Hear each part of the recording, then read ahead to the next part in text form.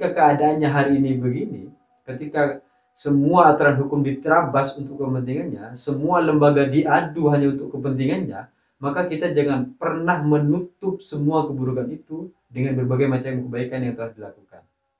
Jadi nalar kita tidak boleh berhenti hanya karena dia bermuka polos. Jangan sampai ada korban jiwa yang meninggal.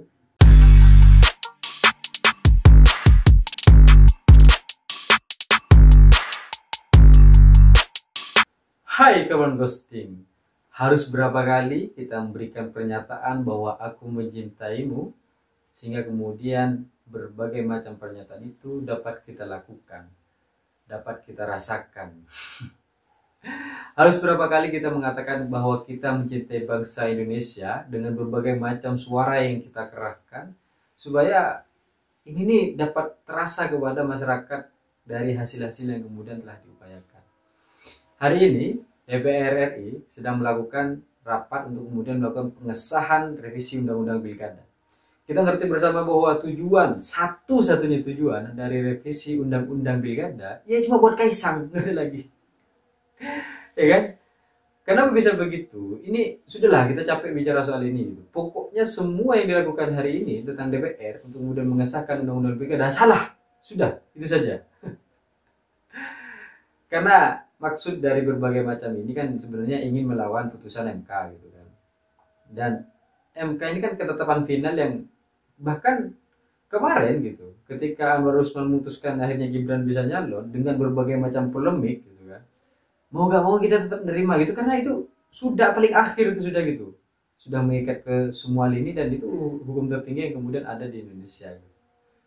Jadi kalau sekarang gitu tiba-tiba diakali gitu kan dengan adanya balik gitu kan untuk kemudian mengendahkan undang-undang pilkada gitu. Ini ngapain lagi gitu? Kita tahu bersama bahwa revisi undang-undang pilkada sudah tidak pernah dilakukan selama setahun lebih gitu kan. Kemudian ini tidak pernah menjadi masuk dalam program prioritas gitu kan legislatif, sehingga ngapain sekarang kemudian tiba-tiba direvisi dan mau disahkan gitu. Iya kan? Dalam waktu sekejap langsung siap. Karena mungkin tahu ya kalau Puan Maharani ketua DPR sedang nggak ada di negara ini, sedang di luar negeri gitu, sehingga wakilnya ya kan bersama Kim Plus itu kan akhirnya melakukan upaya-upaya tersebut gitu. MK dibenturkan dengan MA itu kan, kemudian MK sudah dibenturkan dengan MA nih gitu. Ini apalagi lagi yang mau dibenturkan ini, masyarakat sama masyarakat itu udahlah gak usah gitu. Kenapa kita selalu mempertemukan dua lembaga negara kita untuk kemudian saling bertukar hanya karena aturan produk hukum yang dipolitisasi gitu. Kita sudah mendapat hirup angin segar dari keputusan MK terkait berbagai macam demokrasi kita, tapi malah mau dihancurin lagi sama DPR. Kita ngerti bahwa di sana tidak hanya tentang berbagai macam anggota, tapi banyak anggota, tapi yang paling penting adalah jangan kemudian tujuan kita untuk mensejahterakan masyarakat, tujuan kita untuk menjadi perwakilan masyarakat itu malah menjadi hitung-hitungan kemenangan antar koalisi. Jangan dimasukkan di dalam ranah DPR. Jangan begitu konsepnya gitu. Terserahlah kita mau bersiasat politik bagaimana, kita mau melakukan upaya-upaya apa saja, tapi jangan pernah keluar dari prinsip demokrasi, dari prinsip konstitusi. Jangan keluar dari koridor itu gitu. Kita sudah capek dengan putusan MK tahun lalu yang kemudian akhirnya bisa buat Gibran maju gitu. Dan sekarang juga masih mau begitu gitu. Siapa sih calon-calon yang kemudian mau maju selain Kaisang? Siapa sih kemudian yang mau maju selain Kim Plus? Siapa? Ada tak? Tahun kemarin kan ini gak apa-apa gitu. Toh juga umur 35 ataupun yang akhirnya diturunkan gitu, itu tidak berpengaruh kepada, dan semuanya masyarakat juga bisa gitu. Satu-satunya punya kuasa itu cuma Gibran. Sekarang juga ijma Kaisang, gak ada lagi gitu. Dan kepada semuanya itu, jangan terhipnotis dengan kalimat ya lagi-lagi yang salah tukang kayu gitu. Lagi-lagi yang salah tukang kayu gitu. Padahal yang mutusin MK ya kan, lagi-lagi yang salah tukang kayu. Padahal yang mutusin MA, lagi-lagi yang salah tukang kayu. Gak gitu. Jangan kemudian kita mati nalar kita berhenti, nalar kita putus, nalar berpikir kita selesai, nalar kritis kita gak ada hanya karena kalimat ya lagi-lagi yang salah tukang kayu. Jangan. kita ngerti bahwa apa namanya, mukanya itu memang cukup menyedihkan dan ya cukup merakyat lah, merakyat banget lah. Cuma jangan berhenti nalar berpikir kita hanya karena kalimat itu gitu. Karena di balik itu semua, politik selalu tentang yang tidak pernah dia ungkapkan. Faktanya pada hari ini berbagai macam aturan perubahan undang-undang itu terjadi karena dia karena dia sedang berkuasa gitu. Bukan karena kita ingin menyalahkan tukang kayu, bukan karena kita ingin menjelek-jelekan tukang kayu. Faktanya begitu. Pernah tidak upaya yang kemudian dilakukan oleh presiden sebagai pemegang kekuasaan tertinggi gitu kan, memberikan statement bahwa ini salah, ya kan? Nggak pernah gitu.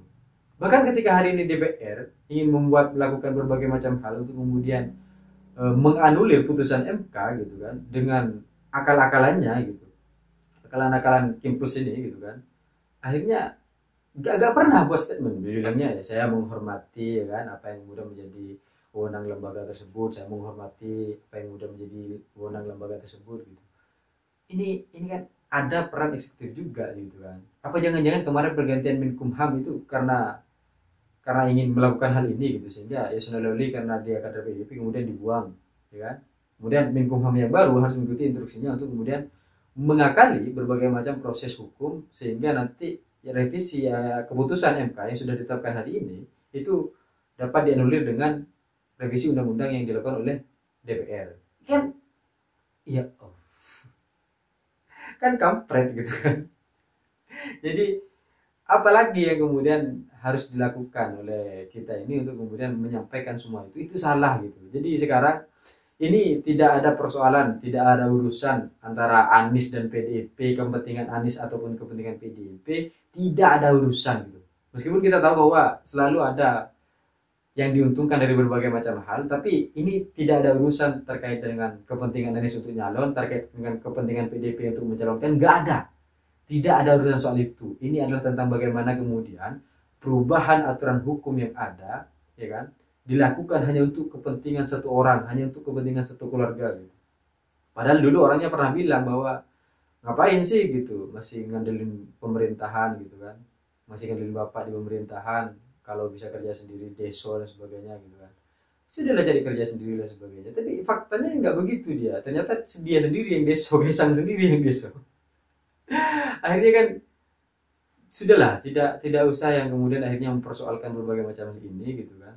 Kita juga sama-sama mengerti terkait berbagai macam aturan itu, dan biarkanlah apa yang sudah menjadi keputusan MK sudah gitu, tidak usah diotak-atik lagi gitu, tidak usah diakal-akali lagi gitu.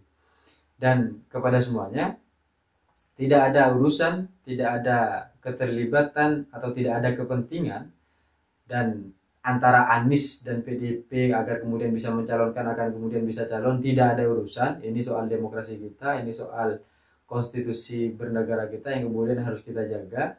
Dan kalau hari ini terjadi, kalau nanti pada akhirnya revisi undang-undang itu disahkan, ya kan, maka satu-satunya jalan adalah untuk kembali mengatakan kepada seluruh kekuasaan yang ada di Indonesia bahwa kekuasaan tertinggi adalah di tangan rakyat, bukan di tangan siapapun, bukan di tangan keluarga siapapun.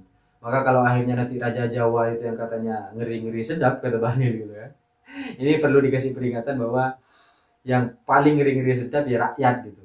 Makanya jangan pernah mati nalar kita untuk berpikir, untuk terus mengkritisi, dan untuk terus mengungkapkan apa yang kemudian menjadi kebenaran hanya karena kita merasa tidak enak, hanya karena kita merasa sedih karena melihat mukanya gitu, atau karena kita sudah diberikan tontonan bahwa sebenarnya dia gak bersalah gitu kan, lagi-lagi yang salah tukang kayu, lagi-lagi yang salah tukang kayu. Bukan, jangan pernah berhenti untuk berpikir kritis hanya karena kalimat itu ya. Kalau ada berbagai macam hal terkait pembangunan, entah jalan, infrastruktur dan sebagainya, ya gak apa-apa, kita apresiasi. Tapi keburukan yang kemudian dilakukan jangan pernah ditutupi hanya karena hal-hal begitu. Kalian boleh mengatakan bahwa Jokowi adalah presiden terbaik karena dia mengunjungi seluruh daerah, karena dia membangun banyak infrastruktur, silahkan gitu. Tapi jangan pernah lupa bahwa uang itu juga diberikan oleh rakyat, dan dia juga ngutang gitu. Jangan lupa soal itu gitu. Dan apresiasi silahkan gitu. Tapi ketika keadaannya hari ini begini, ketika semua aturan hukum diterabas untuk kepentingannya, semua lembaga diadu hanya untuk kepentingannya, maka kita jangan pernah menutup semua keburukan itu dengan berbagai macam kebaikan yang telah dilakukan. Jadi nalar kita tidak boleh berhenti hanya karena dia bermuka polos. Ya, jangan pernah menganggap cupu tapi ternyata suhu. Maka kita harus suzon, nggak boleh suzon kepada pemimpin kita hari ini. Karena mau bagaimanapun, dengan sikap-sikap itu akhirnya kita dapat menemukan titik-titik keterangan. Dan upaya-upaya yang dilakukan ini hanya untuk merawat bagaimana kita bernegara, bagaimana kita berbangsa dan berpolitik. Silahkan gunakan akal-akalan, silahkan gunakan cara-cara licik, tapi jangan pernah merusak dan keluar dari koridor prinsip demokrasi dan konstitusi. Sehingga tata negara kita, tata cara kita bernegara, berpolitik itu tetap pada koridornya gitu. Bukan malah akhirnya kita melakukan semuanya gitu kan, ngadu DPR ini sudah ada aturan hukum mainnya gitu, sudahlah gitu. Kalau pada akhirnya tertuliskan begitu ya sudah berhenti di situ. Maka kalau pada hari ini ada masih yang berkomentar bahwa ini hanya untuk kepentingan Anies, ini hanya untuk kepentingan PDIP gitu. Karena PDIP sakit dengan Jokowi, gak ada opini itu, tidak usah pendapat itu gitu. Ini soal bagaimana kemudian konstitusi kita diacak-acak hanya satu keluarga. Ya karena kebetulan keluarga itu punya kuasa. Bukan pada akhirnya ingin mengembalikan semua ini kepada Jokowi karena dia sebenarnya tidak terlibat apa-apa gitu. Gak terlibat, tapi kalimat dia sekali bilang AA semua. Faktanya kan begitu, ini yang kemudian harus disadari bagi seluruh kawan-kawan. Sehingga apa-apa yang kemudian kita lakukan gitu memang bukan untuk kepentingan politik praktis, tapi memang untuk kemudian menjaga bagaimana negara kita berdemokrasi, bagaimana negara kita berkonstitusi. Sehingga seandainya saya rektor, mungkin saya sudah mengatakan kepada seluruh mahasiswa saya dengan surat keputusan yang saya punya gitu kan, untuk segera melakukan kajian dan berikan pernyataan sikap gitu. Cuma karena saya bukan rektor gitu kan, ya bisa ngomong apa-apa gitu. Dan kalaupun akhirnya nanti ada rektor yang begitu, ya nanti langsung diresapel aja, langsung diganti aja. Kalau negeri gitu kan, kalau swasta dana yang diminta dicabut gitu. Ya akhirnya ya sudahlah, semuanya diam gitu kan. Tapi kalau pada hari ini semuanya diam gitu dengan berbagai macam keadaan dan polemik yang terjadi, ya akhirnya mending kita tidak usah bernegara aja gitu. Mending kita memang sekalian saja menyerahkan semuanya kepada keluarga-keluarga itu. Saya memang bukan presiden, tapi harapan saya kepada seluruh masyarakat bangsa rakyat Indonesia, apapun yang terjadi, jangan sampai ada korban jiwa yang meninggal, dan apapun yang terjadi, Indonesia harus tetap baik-baik saja. Cita-cita saya ingin seperti Gibran, tapi saya sadar diri dan sadar posisi. See you, korban ghosting.